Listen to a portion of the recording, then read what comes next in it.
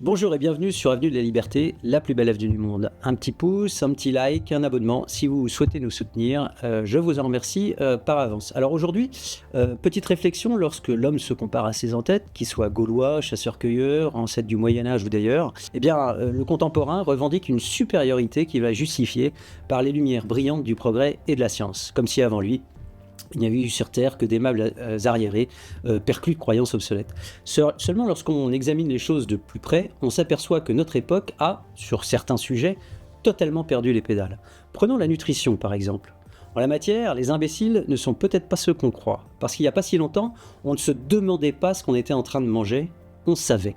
Un fruit, un légume, une viande, une herbe, on savait d'où ça venait, on savait comment on l'avait fait pousser, on savait comment on l'avait récolté. Aujourd'hui, on ne sait plus rien, car ce que nous croyons manger n'est pas ce que nous mangeons vraiment. La pomme, l'oignon, dans lequel nous croquons en toute confiance, mentent sur leur identité. Ils sont déguisés en fruits ou légumes, mais ce sont des calories vides, pour reprendre l'expression du chercheur américain Brian Hallwell du World Watch Institute. Une calorie vide, c'est quoi? C'est-à-dire une calorie grasse, sucrée, inutile, voire dangereuse pour la santé. Et c'est pareil pour le brocoli, l'endive, pareil pour des dizaines d'autres fruits, légumes et viandes qui ont depuis des années perdu presque tout nutriment. Alors tout s'est passé en sous-sol lorsque les industriels de l'agroalimentaire ont cherché à tirer le maximum de rentabilité du sol. Comme ils l'ont fait avec les machines, comme ils l'ont fait avec les hommes, eh bien ils l'ont fait avec la terre. Ils l'ont asphyxié massivement d'azote, de phosphore, d'engrais pour la faire cracher.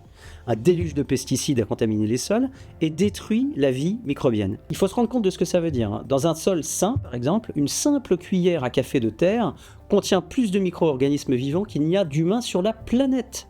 Et parmi ces micro-organismes, il y a plus d'1 million d'espèces différentes de bactéries, 100 000 espèces de champignons, 1000 espèces d'invertébrés, des acariens, des colamboles, des nématodes, etc., etc. Il y a aussi les rois de ce royaume souterrain, qui sont bien sûr les vers de terre, principaux acteurs de la fertilité des sols. Et un sol sain compte une douzaine d'individus par mètre cube. Et ce microcosme va aérer le sol, décomposer les résidus des végétaux, les transformer en matière organique, de nouveau assimilables par les plantes. Mais avec le développement de l'agriculture intensive, eh bien le sol a commencé à être traité comme un objet et non plus comme un être vivant dont il faut prendre soin. Les aliments se sont appauvris un peu plus chaque jour, jusqu'à en mourir ou presque. Les teneurs en vitamines A et C, protéines, phosphore, calcium, fer et autres minéraux ou oligo-éléments ont ainsi été divisés par 25, voire par 100 en un demi-siècle. Alors je sais que quand on dit que les aliments dont la qualité nutritionnelle a été divisée par 100, ça paraît insensé, mais on va revenir un instant sur le cas par exemple de la pomme. Hier, quand nos grands-parents croquaient dans une pomme qu'on appelait la transparente de Consels, ils avalaient 400 mg de vitamine C, indispensable à la fabrication, à la réparation de la peau et des os. Et aujourd'hui, eh bien, les supermarchés nous proposent des bacs de pommes golden standardisées qui nous apportent plus que 4 mg de vitamine C. Il faut voir la différence. De son côté, la vitamine A est en chute libre dans 17 des 25 fruits et légumes qui ont été scrutés par des chercheurs canadiens dans une étude. Et on voit que le déclin est absolu. Ça concerne aussi la pomme de terre et l'oignon qui n'en contiennent quasiment plus le moindre gramme. Il y a un demi-siècle, une seule orange couvrait la quasi-totalité de nos besoins quotidiens en vitamine A. Aujourd'hui, il faudrait en manger 21 pour arriver au même résultat. 21 oranges. Vous m'avez bien entendu.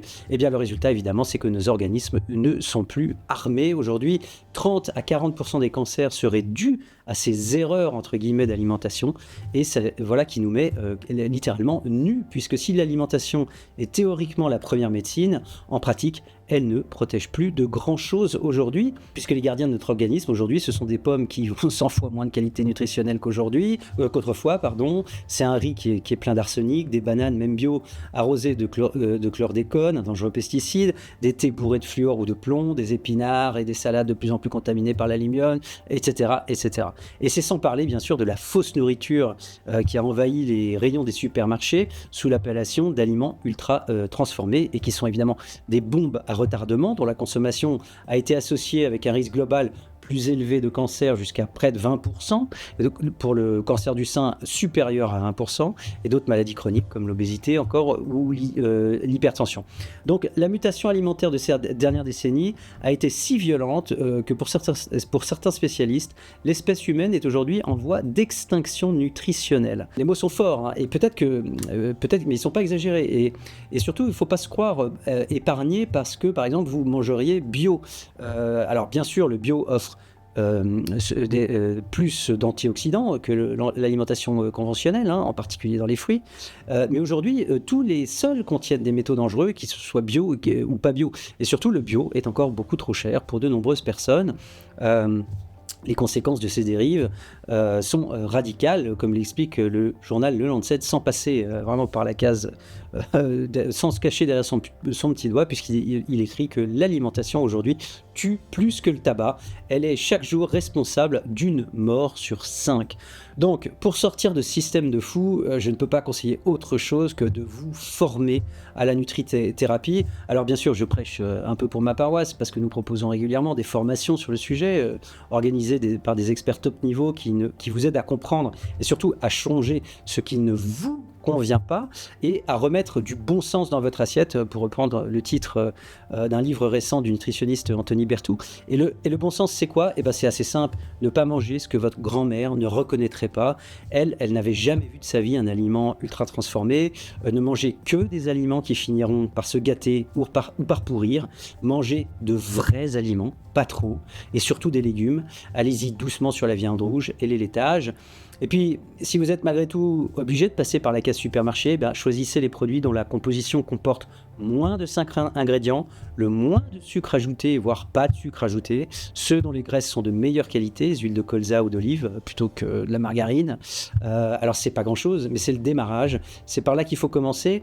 Et alors c'est vrai que le bon sens, comme on dit, ça casse pas 3 pattes à un canard, mais appliquer ces règles simples au quotidien, jour après jour, c'est la meilleure chance de rendre à son corps la capacité de se défendre, parce que dans le fond, si on s'en sert, la nature est bien faite. Merci et à bientôt.